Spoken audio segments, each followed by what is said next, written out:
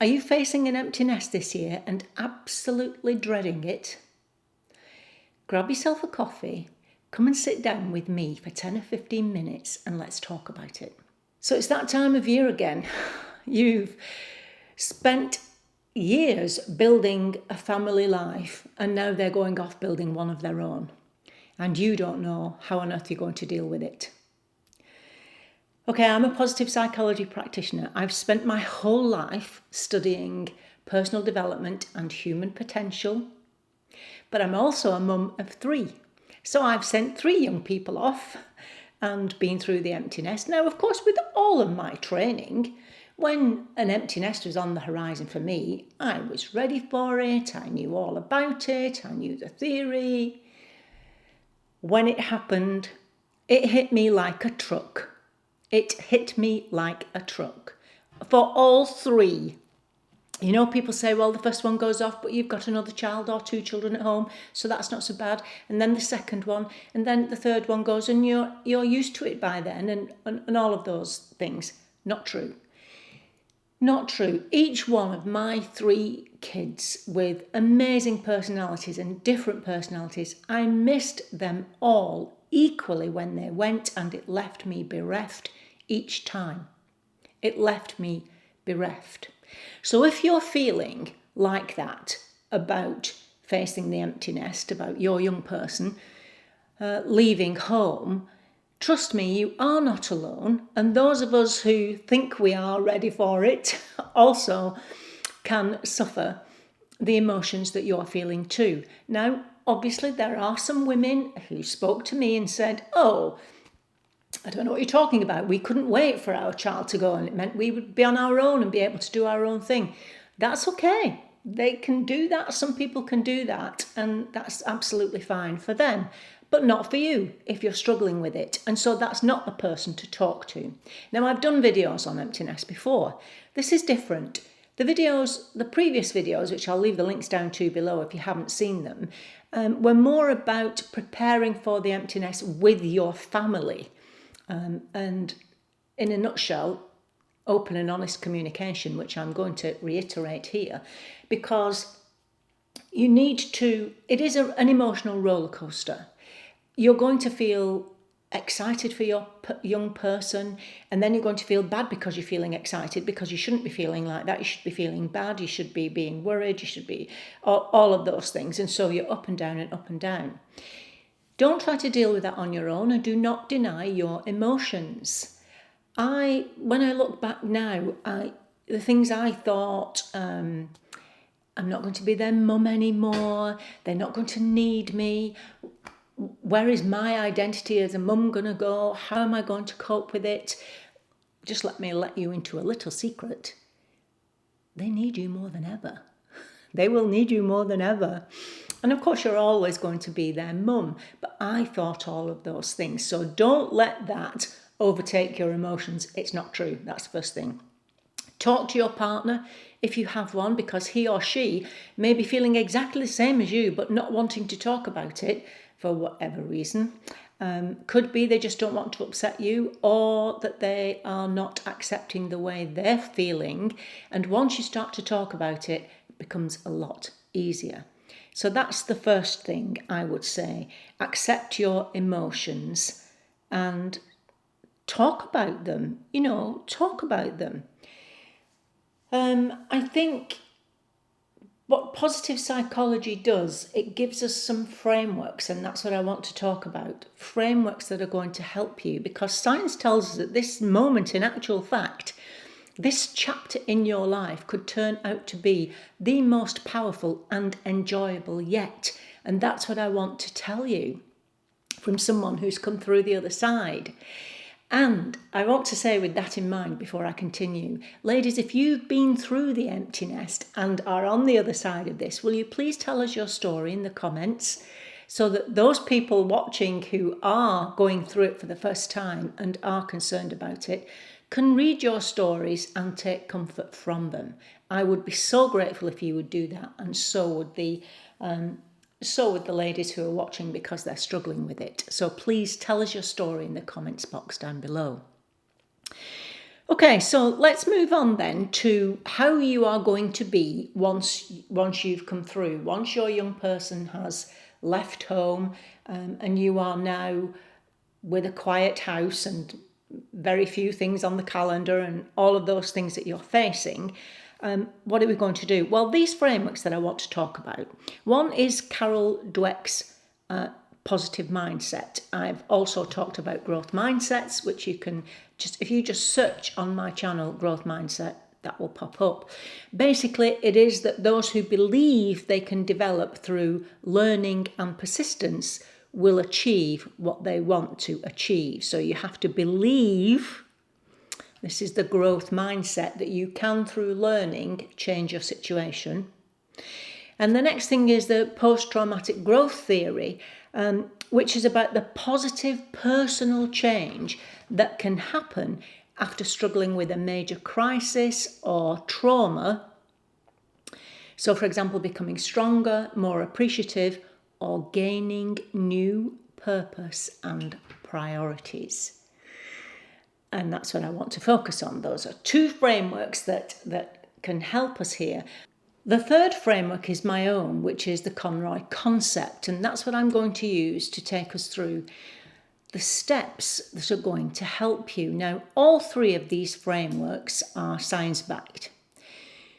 We know that they're going to help you. Having a growth mindset, that's believing you can achieve, understanding that you can grow and develop through whatever happens to you, and also the 7 areas of life that you need to develop in order to increase your happiness levels.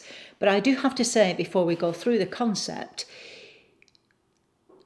it's all right listening to these things and listening to me talk and thinking that's a good idea and so on. The only thing that is actually going to help you is if you take control of your own life and you take action. You must take action. You owe it to yourself to do that, and it's only through taking action that things are going to change for the better for you.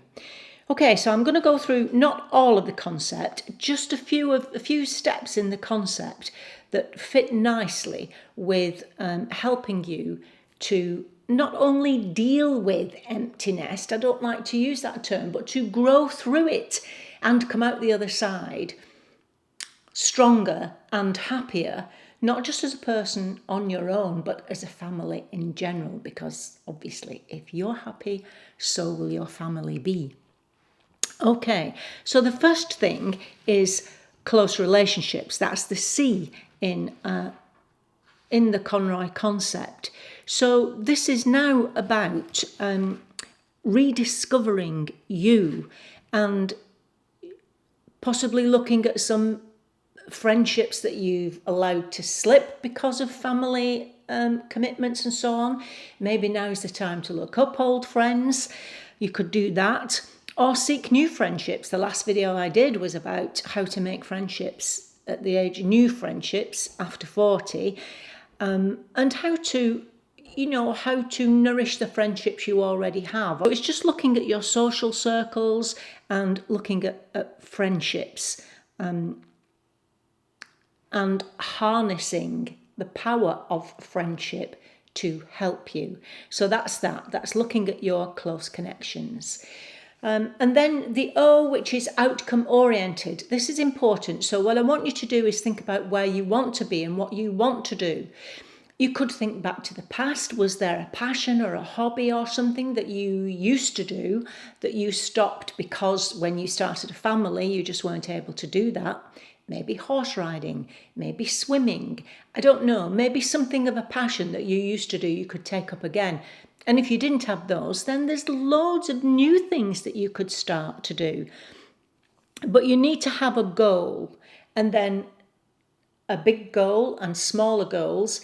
But in order to achieve, break them down into small chunks, little steps that you can take so that you get little wins. So if you were going to, I don't know, maybe you want a part-time job now, then your goal would be that you want a part-time job. Breaking that down, first of all, you've got to choose what you would like to do. That would be the first step. Then you would research what's available in your area and so on, and break it down into little steps that you need to do in order to achieve getting yourself a part-time job. So that's what I would call being outcome and goal oriented.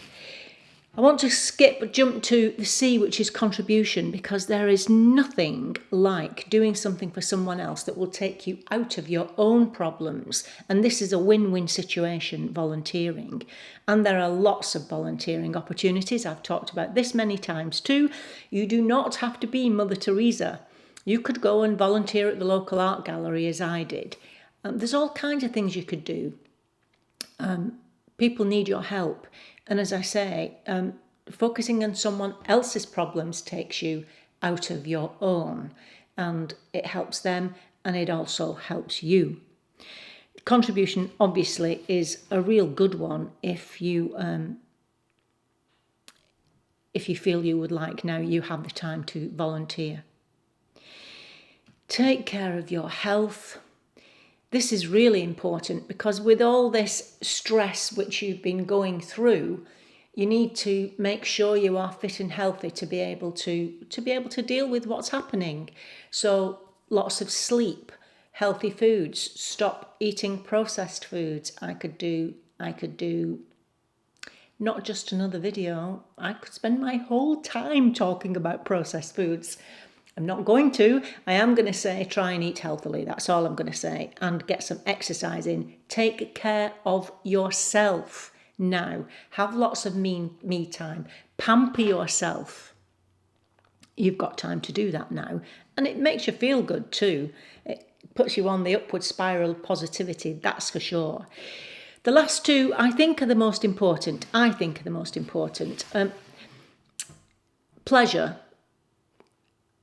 which you will get from trying something new. I think trying something new, I've touched on it already, learning something new, not just a new hobby, but actually learning something, getting your brain to work, something that gives you something else to think about other than your current situation or what you're missing, as I say.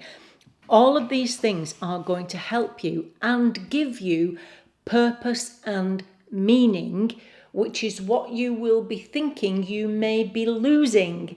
You may now think that because your children are not around anymore, you've lost your purpose or your meaning in life.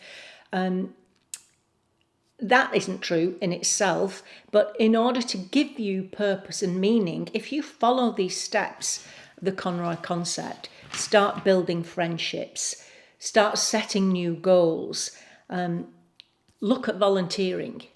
You only need to do an hour a week. It will help you. Take care of your exercise and health. Think about your own pleasure now. Make sure you schedule me time. Think of 10 things that give you pleasure, not necessarily great big things. For me, it was in my list, in my book, which is where the Conroy concept comes from.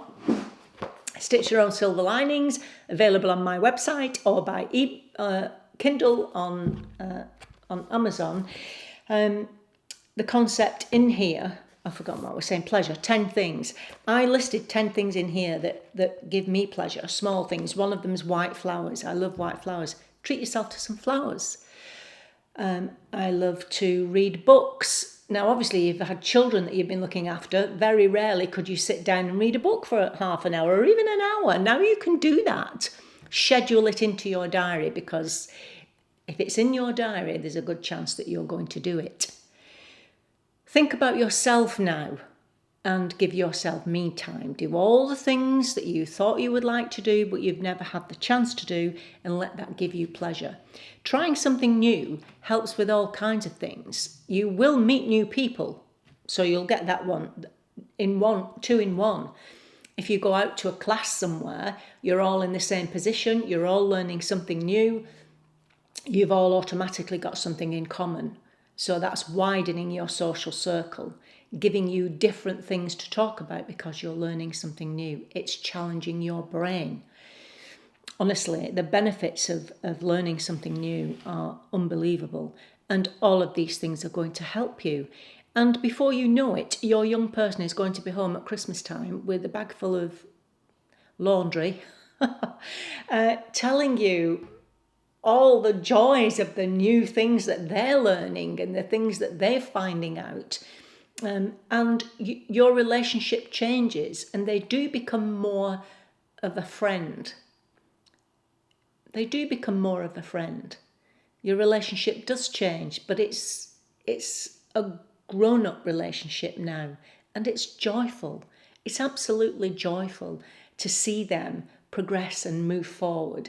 And you'll be able to look at that with joy instead of feeling, oh, they're only home for Christmas and then they're going back. No, because now you're on the first step, second step to reinventing yourself and to becoming the you that was always there, but you set aside for a certain amount of time in order to look after your children.